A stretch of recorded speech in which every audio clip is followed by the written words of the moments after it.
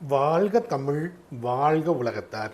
நான் உங்கள் அன்பு தோழன் பா. மூவேந்திர பாண்டியன். நாளொரு திருக்குறள் வரிசைக்காக இன்று நான் உங்களை இன்முகத்தோடு வரவேற்கின்றேன். இன்றைய பொழுதில் நாம் பொருட்பாலில் 81வது அதிகாரமாக உள்ள பழைமை என்ற அதிகார தலைப்பின் கீழ் அமையப்பெற்ற 803வது திருக்குறள் பற்றி அறியப் போகின்றோம்.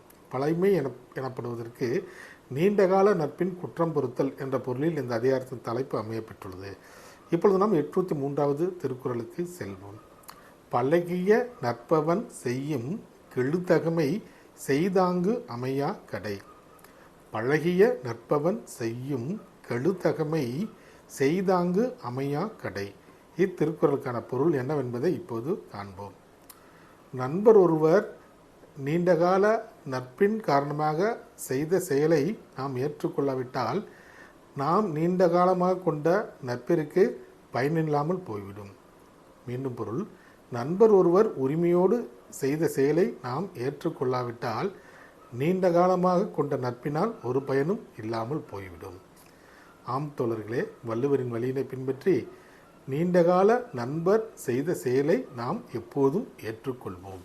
நன்றி, வணக்கம், ஜெய்ஹிந்த்.